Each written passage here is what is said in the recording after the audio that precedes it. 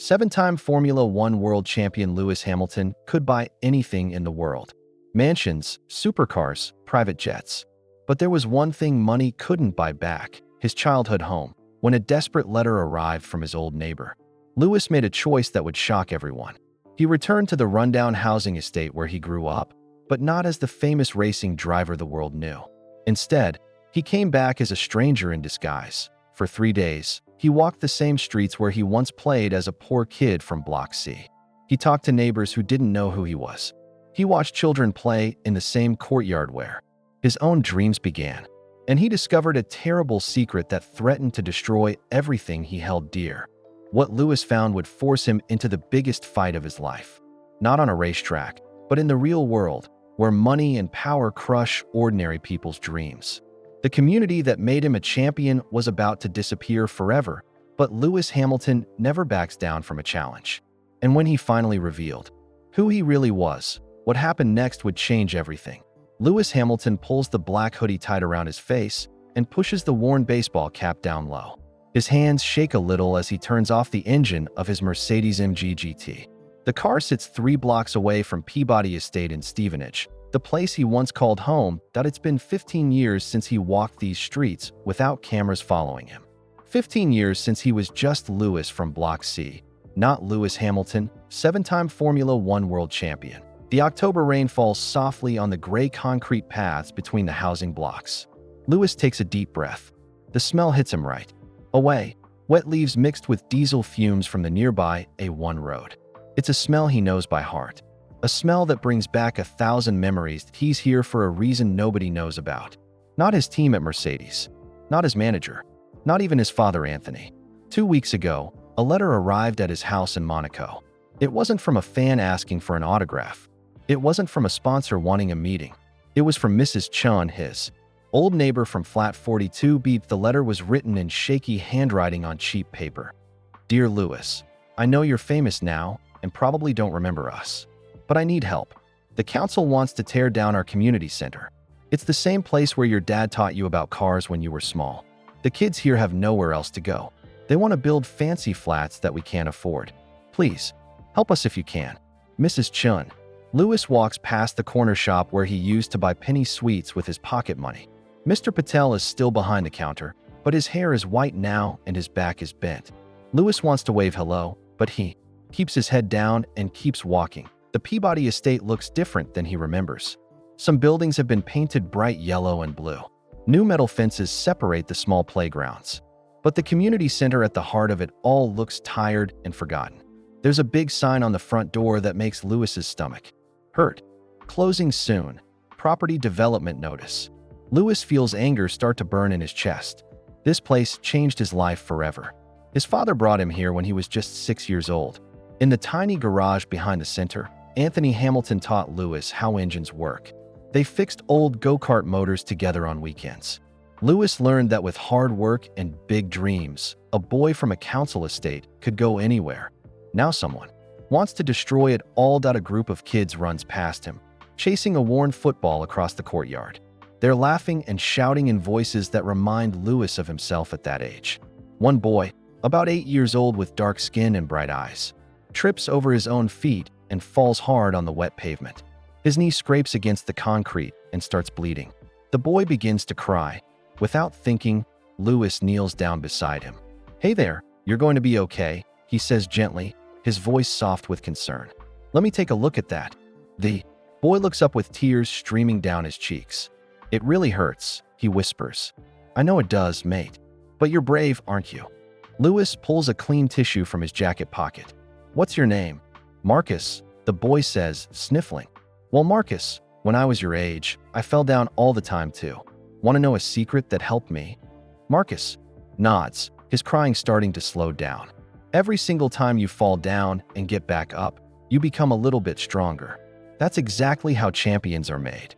The other kids stop playing and gather around them. They see a man in old clothes helping their friend, but they have no idea who he really is. To them, he's just someone who cares enough to stop and help. You new around here? Asks a girl with neat braids in her hair. Her school uniform has a name tag that says Zara. Not exactly new, Lewis says with a small smile. still cleaning Marcus's scraped knee. I used to live here a long time ago, when I was about your age. Really? In the flats? Marcus asks, his hurt knee already forgotten. Block C, flat number 18. My dad and I lived there when I was small. The children look at each other with surprise. Block C is where the families with the least money live. It's where kids go when their parents are struggling to pay bills. Did you like living here? Zara asks with genuine curiosity. Louis looks around the estate slowly. He sees the broken streetlights that were never fixed, the graffiti on the walls, the overflowing garbage bins, the cracked windows and rusty railings. But he also sees something else, something these kids might not even notice. I loved it here, he says, and every word is completely honest. This place taught me everything important about life, about working hard for what you want, about never giving up when things get tough, about always helping your neighbors when they need you. An older woman in a bright yellow jacket approaches them, carrying a large ring of keys. Louis recognizes her immediately. It's Mrs. Chun, the woman who wrote him the letter. His heart starts beating faster. Children, come along. Now, Mrs. Chun calls out. The community center closes in 1 hour, and you still have homework to finish. Louis stands up slowly, trying to keep his face hidden under the baseball cap. Mrs. Chun looks at him for a moment, her eyes narrowing like she's trying to remember something important. But the hoodie and cap hide most of his features. Thank you for helping Marcus, she says politely to Louis. Are you visiting someone here on the estate? Just walking around and looking, Louis answers carefully. His voice sounds different when he's nervous. I heard this place might be closing down soon. Mrs. Chin's face becomes very sad. Yes, after 40 years of serving this community, they're shutting us down forever. These children will have nowhere safe to go after school. No place to play, or learn, or just be kids. What about the families who live here? Don't they have any say in what happens? Oh, they care very much. But what can ordinary people like us do? We don't have money or powerful connections. Mrs. Chun sighs deeply. Sometimes I think about this young boy who used to come here all the time. Lewis Hamilton. He became a very famous race car driver. His father Anthony brought him here constantly. When he was small, Lewis's heart pounds so hard he's sure everyone can hear it. Lewis Hamilton? Yes, the Formula One champion. 7-time world champion. Can you believe it? He grew up right here in Block C, just like these kids. Anthony Hamilton, his father, used to help us fix broken things around the center. Such a good man with a good heart. Mrs. Chin shakes her head sadly. I even wrote Lewis a letter asking for help. Silly old woman that I am. As if someone as important as him would remember a place like this. The kids are listening now with wide eyes. Marcus has completely forgotten about his scraped knee. Lewis Hamilton really lived here? Zara asks, her voice full of wonder. Oh yes, child. He was exactly like all of you. Played football in this very courtyard. Got into trouble sometimes for being too loud. But he had such big dreams, even as a little boy. Lewis wants to tell her everything. That he got her letter. That he remembers every single day he spent here. That this place and these people matter more to him than any racing trophy he's ever won. But something makes him stay quiet. Maybe it's the way the children are looking at Mrs. Chun with such hope in their eyes. Maybe it's because he wants to understand exactly what's happening here before he tells anyone who he really is. I should probably get going, Lewis says quietly as he starts to walk away. He hears Marcus call out, Mister, will you come back tomorrow? Lewis turns around and looks at the boy's hopeful face. Maybe I will, he says, but deep inside he knows. He definitely will.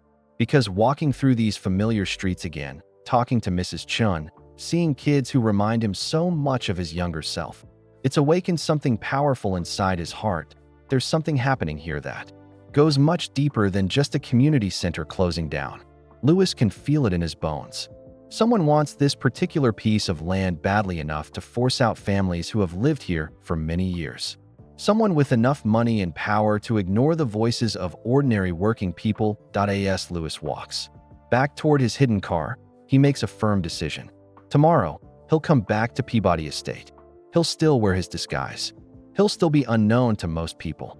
But this time, he'll start asking the hard questions and looking for real answers.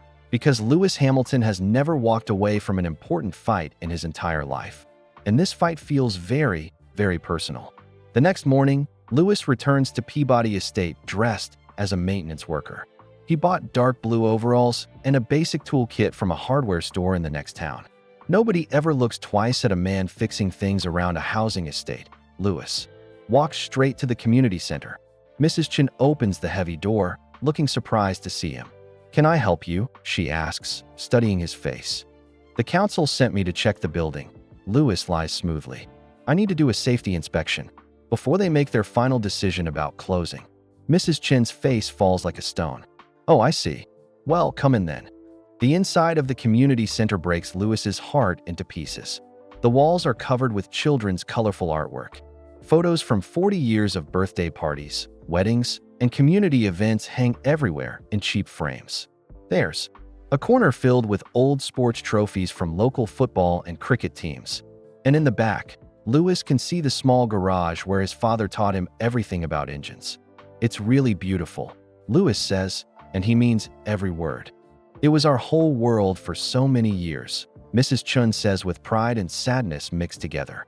"Birthday parties, wedding celebrations, job training programs for adults. During the big recession in 2008, we ran a food bank from this main room. During the virus lockdowns, we were the only place families could get help with their children's schoolwork."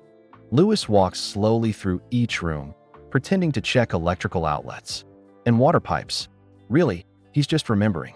In this main room, he watched his very first Formula One race on an old television with a fuzzy picture.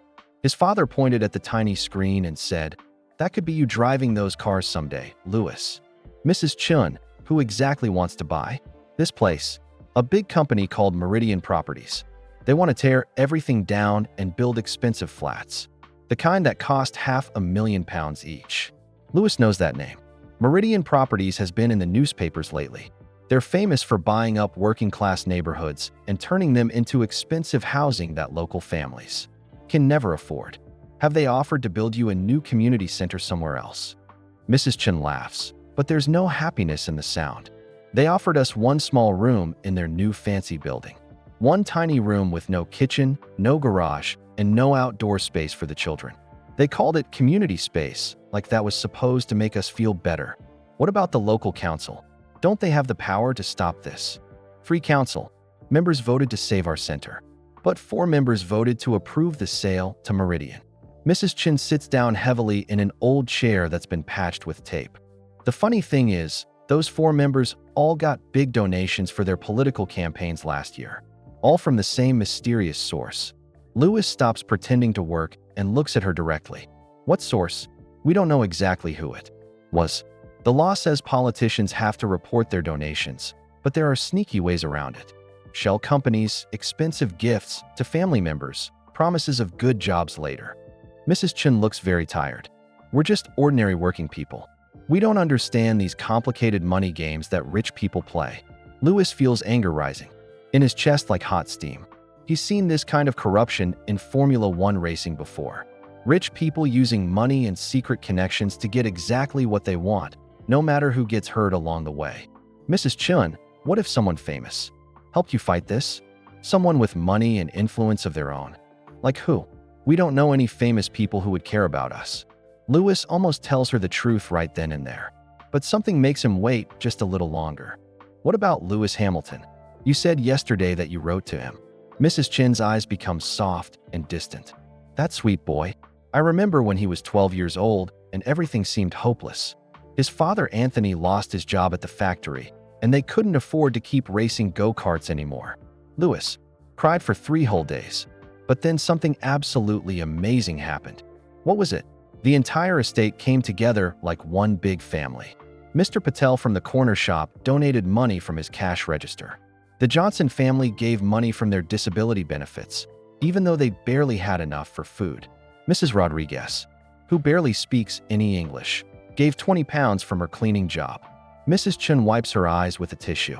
"We raised enough money to keep Lewis racing for 6 more months. Just long enough for Anthony to find another job."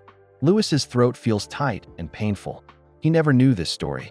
His father never told him that their neighbors, people who had so little money themselves, gave what they could to help his racing dreams stay alive.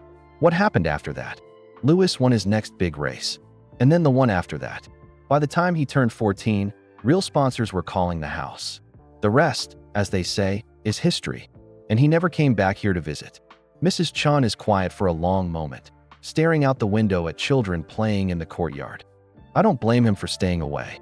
When you escape from a place like this, why would you ever look back? He's got such a beautiful life now. Famous, friends, expensive cars, houses all over the world. Louis wants to shout that she's completely wrong, that he thinks about this place every single day, that every time he wins a race, he remembers exactly where it all started. Instead, he asks, when does Meridian officially take over the building? Tomorrow afternoon, Friday at 5 p.m. They're planning to start demolition work on Monday morning. What will you do then? What choice do we have? I'm 72 years old. I'll move in with my daughter who lives in Manchester. The children will have to find somewhere else to go after school. The teenagers will probably end up hanging around on street corners with nothing good to do. Louis finishes his fake inspection and promises to file his report with the council office. But instead of going to any council office, he drives straight to central London, to the fancy glass offices of Meridian Properties. The building is all shiny glass and steel, reaching high into the sky. Louis parks across the street and watches. Through his car window, expensive black cars drop off men wearing expensive suits. These are the people who want to destroy his childhood home for profit. Louis pulls out his phone and calls his personal lawyer, Angela Rodriguez. Louis, this is unexpected. What can I help you with? I need you to research a company called Meridian Properties right away, especially any connections they might have to Stevenage Council members. And I need all the information today. This sounds very serious. It is serious. Also, I want to buy some property. What kind of property? Louis looks across the street at the gleaming office building where people are making plans to destroy his community. I'll let you know very soon.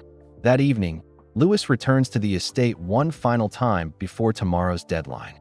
He sits in his car in the darkness and watches the community center through the windows. Inside, he can see children doing homework at old wooden tables, teenagers playing pool on a table with torn green felt, elderly people playing card games and drinking tea from chipped mugs. Tomorrow is Thursday. On Friday afternoon, all of this disappears forever, unless Lewis Hamilton has something important to say about it. But first, he needs to know exactly who he's really fighting against, and why they want this specific piece of land so desperately, because something doesn't make sense. Stevenage has plenty of empty lots where Meridian could build their expensive flats. Why do they specifically need to destroy the community center? Louis has a strong feeling that the real answer will surprise everyone, including himself. Louis meets his lawyer Angela at a quiet coffee shop in central London. She spreads papers across the small table like a detective solving a difficult crime. You're not going to like what I found, Angela says, her voice serious. Tell me everything.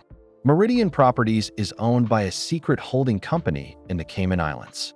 But I traced it back through many hidden layers. The real owner is Vincent Crawford. Louis knows that name well. Vincent Crawford is a billionaire property developer who's been trying to buy his way into Formula One for years. He's made offers for several racing teams, but the FIA keeps rejecting him because of his bad reputation. Why would he want a small community center in Stevenage? Angela pulls out a detailed map and points to specific areas.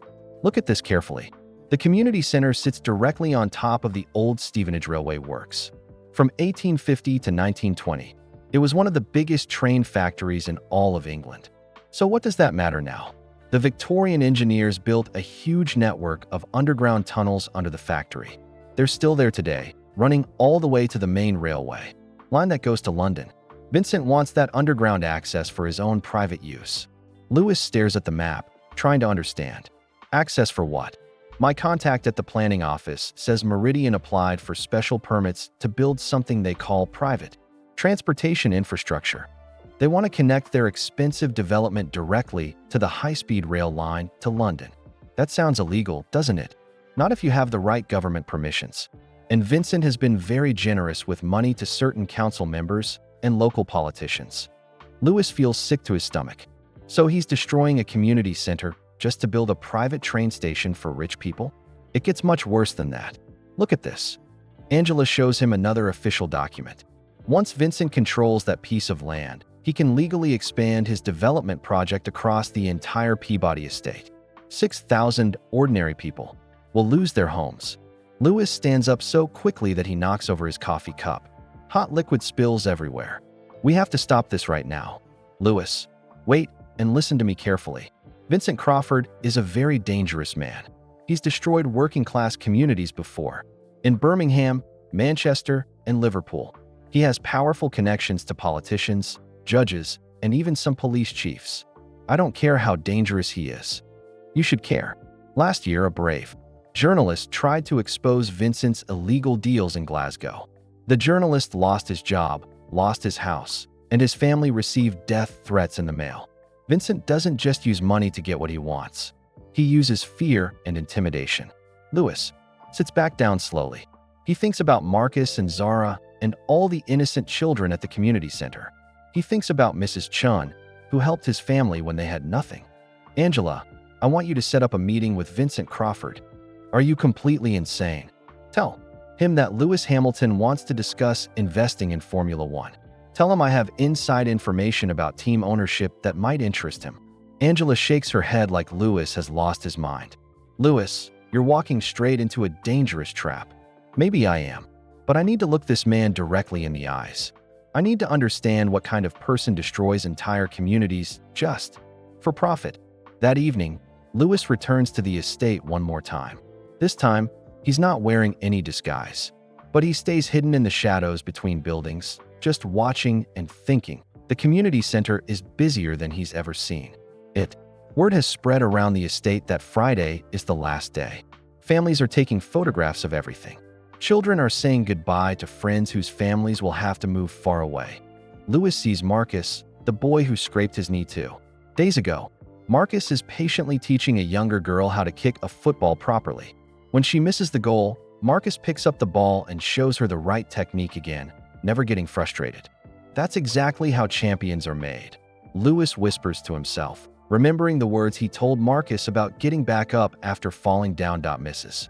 Chen comes out of the community center carrying a heavy box filled with old photographs. She sits on a wooden bench and looks through them slowly, one by one. Even from a distance, Louis can see tears running down her cheeks that he wants to go to her right now. He wants to tell her that help is coming soon. But first, he needs to face Vincent Crawford and understand exactly what they're fighting against. Louis's phone buzzes with a text message from Angela. Meeting confirmed. Tomorrow, Thursday, 2 p.m., Crawford's office in London. Louis, please be very careful. This man destroys people for fun. Louis looks back at the community center one final time. Through the big windows, he can see a group of teenagers working together on an old car engine in the same garage where his father taught him about motors 25 years ago. They're using the same basic tools, learning the same important lessons about hard work and following your dreams. But in less than 24 hours, all of this will be gone forever. Unless Louis can find a way to stop Vincent Crawford. Louis drives home to his beautiful house in Oxfordshire. It sits on many acres of perfect green land, with a private lake and garage space for 20 expensive cars. Everything a boy from Peabody Estate could ever dream of owning. But tonight, the house feels completely empty and meaningless. Louis calls his father Anthony on his personal phone. Louis, what's wrong, son? You sound very upset about something. Louis tells his father everything. About the letter from Mrs. Chun, about Vincent Crawford and Meridian Properties, about the community center closing forever. Anthony is quiet for a very long time. Dad, are you still there? I never told you this story. Anthony says finally, his voice heavy with emotion. When you were 12 and I lost my factory job, we almost had to stop racing completely. I was ready to sell your go-kart to pay for food. I remember that time. It was horrible. What you don't know is what happened next. The neighbors at Peabody Estate found out how much racing meant to you. Mrs. Chun organized the whole thing. She went door to door asking for donations. Even families who were barely surviving themselves gave whatever they could afford. Louis wipes tears from his eyes. Mrs. Chun told him this story yesterday, but hearing it from his father makes it feel completely real.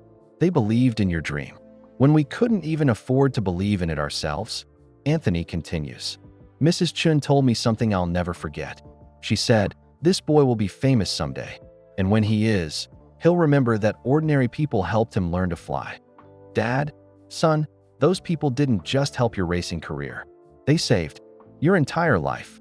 If Vincent Crawford destroys that community center, he's not just taking away a building. He's erasing the exact place where Lewis Hamilton was really born. Lewis knows exactly what he has to do now. Tomorrow, he faces Vincent Crawford, not as a 7-time world champion, as a boy from Peabody Estate who never forgot where he came from. Lewis walks into Vincent Crawford's office building wearing his best dark suit. But underneath the expensive clothes, he feels like the nervous kid from Block C who used to hide behind his father at fancy racing events. Vincent Crawford's office is on the 40th floor of the glass tower. The walls are covered with huge photos of his building projects, shopping centers, office towers, luxury developments. All places where normal communities used to exist before Vincent destroyed them. Vincent himself is a tall man with silver hair and cold blue eyes. He's wearing a suit that probably costs more than most families make in an entire year. Lewis Hamilton, Vincent says with a fake smile that doesn't reach his eyes. The famous racing driver. Please sit down. Lewis sits across from Vincent's enormous desk. Between them sits a detailed scale model of Vincent's planned development for Peabody Estate. Where the community center should be, there's a tiny train station marked private access only. Your lawyer said you wanted to discuss Formula One investments, Vincent says, leaning back in his leather chair. I lied, Lewis says simply. Vincent's fake smile disappears instantly. Excuse me, I'm here about Peabody Estate. About the community center you want to destroy. Vincent leans back in his chair and stares at Lewis for a long moment. Then he starts laughing, a cold, harsh sound. Lewis Hamilton, 7-time world champion, came to my office to talk about a rundown community center in Stevenage. Vincent shakes his head like he can't believe it. This is absolutely rich. That community center means everything to me. Let me guess the story. Poor boy makes good. Very touching and sentimental. Vincent's voice becomes sharp like a knife. But this is business, Mr. Hamilton, not charity work. What kind of business destroys families just for profit? The profitable kind. Vincent stands up and walks to his huge window. From here, he can see all of London spread out below like a map. Do you know what I see when I look at places like Peabody Estate? People's homes. Wasted space. Land that could be worth millions of pounds, occupied by people who contribute absolutely nothing to society. Council housing full of welfare families, immigrants, unemployed people who just take and never give back. Lewis feels his hands clench into tight fists. Those people are my neighbors. My friends. We're your neighbors. You left that place, remember? You got rich and famous and moved to your mansion in Oxfordshire. You don't actually live there anymore. That doesn't mean I stopped caring about them. Vincent turns around, his cold eyes staring at Lewis. Caring doesn't pay the bills, Mr. Hamilton. I'm offering those families good money for their flats. More than the places are actually worth. They can move somewhere else, somewhere more appropriate for their income level. What about the children? Where will they go after school? Not my problem. I'm a property developer, not a social worker. Lewis stands up quickly. What if I made you a better offer? For what? The community center. Name your price. Vincent laughs again, the sound echoing off the glass walls. Mr. Hamilton, I'm worth £3 billion.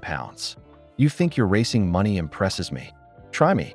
Vincent walks back to his desk and picks up a thick file. Fine. You want to play this game. The community center and all the land underneath it. £50 million. Lewis doesn't even blink. Done. I agree. Now Vincent looks genuinely surprised. You're actually serious? Completely serious. I'll have my lawyer transfer the money today. Cash. Vincent sits down slowly, studying Lewis's face. There's just one small problem, Mr. Hamilton. I don't want to sell it to you. Everyone has a price. Not me. This isn't about money anymore. Vincent's voice becomes dangerous and threatening. It's about power. Do you know how long I've been trying to get into Formula One? How many team owners have rejected my offers? How many times the FIA has turned me down? Lewis starts to understand what this is really about. This is about Formula One. 7 championships, Mr. Hamilton. 7 times you've stood on that winner's podium while I watch from the outside like some nobody. You and your kind think you're better than me. That money isn't enough. That I don't belong in your exclusive club.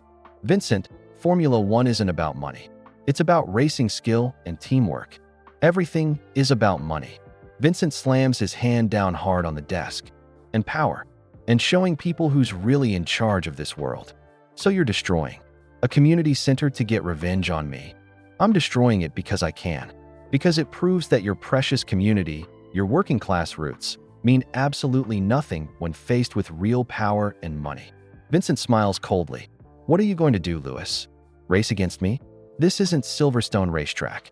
This is the real world. Lewis looks at the model of Vincent's development again. All those expensive flats where families used to live happily. The private train station where children used to play football and learn about life. You're wrong about one important thing, Vincent. What's that? I never really left Peabody Estate.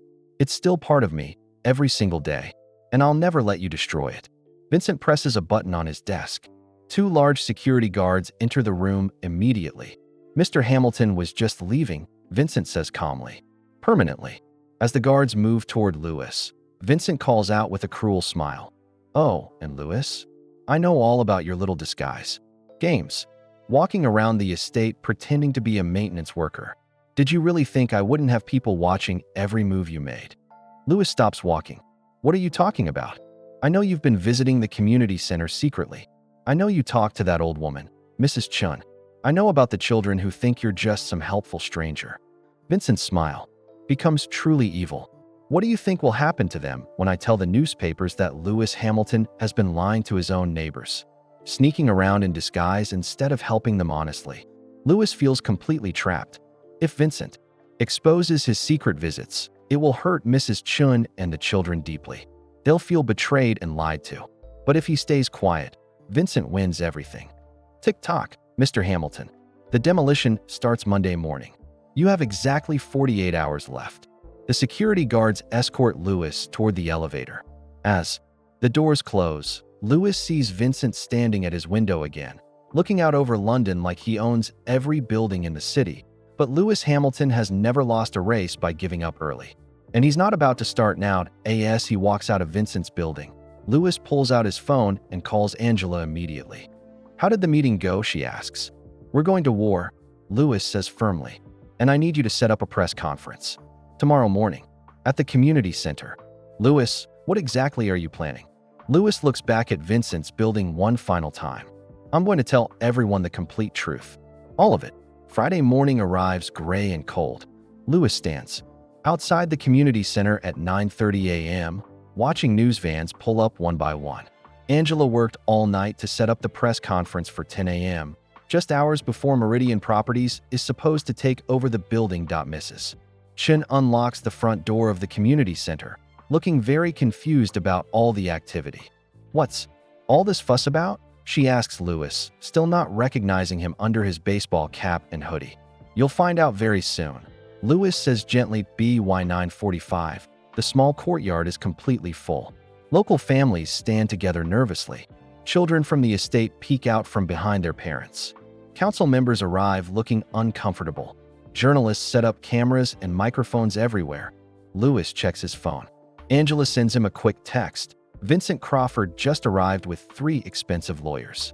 He's standing in the back near the black Mercedes. Lewis turns around and sees Vincent standing near his shiny car, watching everything with a smug look on his face. Vincent catches Lewis's eye and taps his expensive watch, silently mouthing the words, "Time's up." At exactly 10 a.m., Lewis walks slowly to the microphone that's been set up near the community center's front door. He's still wearing his disguise, so most people in the crowd don't recognize him yet. Thank you all for coming this morning, Lewis begins. His voice shakes slightly with nervousness. My name is Lewis Hamilton. He pulls off his baseball cap and pushes back his hoodie. The entire crowd gasps loudly. Camera flashes go off like fireworks. Mrs. Chen's hands fly up to cover her mouth in complete shock. 7-time Formula One world champion. Lewis continues, his voice getting stronger. But much more importantly, I'm a boy from Block C, Flat 18, Peabody Estate. The journalists immediately start shouting questions, but Lewis raises his hand, firmly for silence. 2 days ago, most of you didn't know I was here. I've been walking around this estate wearing a disguise, talking to my old neighbors, listening to their stories. I wanted to understand what was really happening here before I told anyone who I was. Lewis looks directly at Mrs. Chun. Her eyes are filled with tears of surprise and joy. "Mrs. Chun, you wrote me a letter asking for help. You thought I might not remember this place or these people. You were completely wrong. I remember absolutely everything." Lewis's voice grows much stronger and more confident. "I remember learning to fix car engines in that small garage behind me. I remember my father bringing me here when we couldn't afford to keep racing. I remember the day I thought all my dreams were finished forever." The crowd is completely silent now. Even the journalists have stopped talking. What I didn't remember, what I never knew until this week, was what happened next. When my family was struggling badly, when we were about to give up racing completely, the people of this estate came together to help us. Lewis turns to face the community center, his voice filled with emotion. Mr. Patel from the corner shop gave money from his cash register. The Johnson family donated from their disability benefits. Mrs. Rodriguez gave £20 from her cleaning job. And Mrs. Chun, you organized everything. Mrs. Chun is crying openly now, tears streaming down her cheeks. You didn't help us because you thought I'd become famous someday. You helped us because that's what real neighbors do for each other. That's what true community means. Lewis faces the cameras again, his voice becoming strong and angry. Vincent Crawford wants to destroy this community center to build expensive flats and a private train station. He's given illegal money to council members. He's threatened families who try to stop him. He told me yesterday that the people here contribute nothing to society. The crowd starts murmuring angrily. Several people turn to stare at Vincent, who's talking urgently into his phone. Vincent Crawford is completely wrong. These people contribute everything that actually matters in life. They contribute kindness to strangers. They contribute hope when things look hopeless. They contribute the belief that ordinary people can achieve extraordinary things if they work together and never give up. Lewis walks away from the microphone and stands directly in front of Mrs. Chun. "Mrs. Chun, I owe you a huge apology. I should have come back here much sooner. I should have visited openly and honestly. I should have said thank you for believing in a scared little boy from Block C." Mrs. Chun reaches up with shaking hands and touches Lewis's face gently, just like she used to when he was small. "Lewis," she whispers through her tears, "you finally came home." "I never really left," Lewis says softly. "Not in my heart." The crowd erupts in loud cheers and applause. Children who played with Lewis during his disguised visits run up to hug him tightly. Marcus, the boy with the scraped knee, tugs on Lewis's jacket. "Are you really, truly Lewis Hamilton?" Marcus asks with wide eyes. "I'm really Lewis Hamilton. But even more than that, I'm your neighbor and your friend." A journalist pushes forward with a microphone. "Lewis, what are your plans for saving the community center?" Lewis looks back at Vincent Crawford, who's still talking frantically on his phone with his lawyers. "Vincent Crawford offered to sell me this building yesterday for £50 million. I accepted his offer immediately." The crowd cheers again, but Lewis raises his hand for quiet. "But then Vincent told me something very interesting. He said, this isn't really about money at all. It's about power. It's about proving that ordinary working people don't matter when they face wealth and influence." Lewis's voice becomes firm and determined. Vincent Crawford was completely wrong about that too. Lewis pulls out his phone and shows the crowd an official document on the screen. "This morning at 9 a.m., my lawyers completed the purchase of Vincent Crawford's entire company, Meridian Properties. All of it, for £3.2 billion. The silence is absolutely deafening. Vincent Crawford's face turns completely white with shock. "That's impossible," Vincent shouts from the back of the crowd. "Meridian isn't for sale to anyone. It was for sale this morning," Lewis says calmly. "When your business partners learned about your illegal payments to council members, your threats against journalists, and your plan to use community center land for unauthorized railway construction, they decided to sell everything." Angela steps forward with a thick folder of legal documents. "The sale is completely final, Mr. Crawford. Mr. Hamilton now owns your company, your development projects, and all your contracts." Vincent pushes roughly through the crowd, his face red with fury. "You can't do this to me. I have lawyers. I have powerful connections." "So do I," Lewis says quietly. "The difference is, my connections believe in doing the right thing for ordinary people." Lewis turns back to the microphone. As the new owner of Meridian Properties, my first official decision is to cancel all development plans for Peabody Estate. The community center will stay open forever. All the families will keep their homes. The crowd explodes with cheers, applause, and happy crying. Children run around the courtyard shouting with joy. Mrs. Chun hugs everyone she can reach. But Lewis isn't finished yet. My second decision is to create the Peabody Community Foundation with £1 billion in funding. We'll renovate the community center completely, build new programs for children, and create job training for adults. We'll make this the strongest, happiest community in all of England. Vincent Crawford stands alone now, abandoned by his lawyers and security guards. He stares at Lewis with pure hatred. This isn't over, Hamilton. Yes, it is, Lewis says firmly. Go home, Vincent. Find something useful to do with your life. As Vincent walks away in defeat, the celebration continues around Lewis. But he only has eyes for Mrs. Chun. How did you know? She asks him with wonder. How did you know we needed help? Lewis smiles warmly. Because 40 years ago, you taught me the most important lesson of my entire life. You taught me that when someone needs help, you don't ask questions or make excuses. You just help them. And what lesson was that?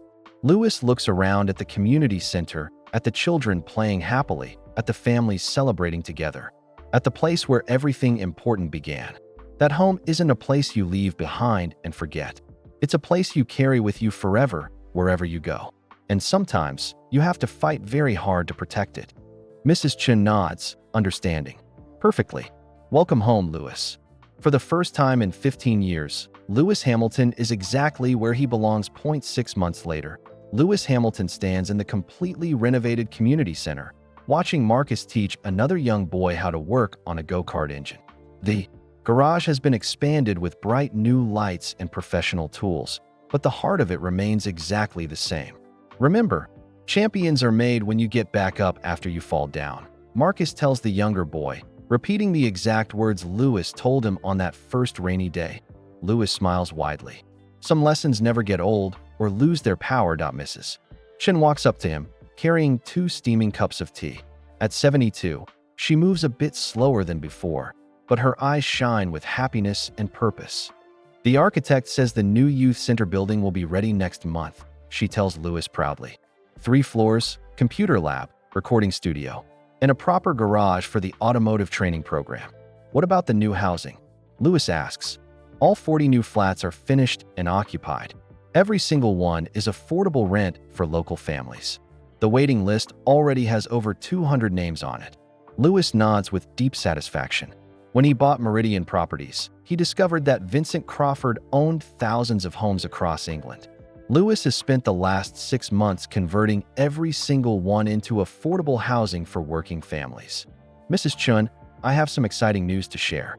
Formula One officially approved my application to create a new racing team. Her eyes grow wide with surprise and delight. Your very own team, Hamilton Racing, will be based right here in Stevenage. We'll train young drivers, mechanics, and engineers, all from working-class backgrounds like mine. Kids who have big dreams, but don't have money or family connections. Mrs. Chun sets down her teacup and hugs Lewis as tightly as she can. Your father, Anthony, would be so incredibly proud of you. He is proud. He's going to run our community relations program full-time. Through the large new windows, Lewis can see the courtyard where children are playing football. It's the same game he played 30 years ago in the exact same spot. But now there are bright new goalposts, fresh paint on all the walls, and something else that wasn't there before. Real hope for the future. A teenage girl with neat braids walks up to them.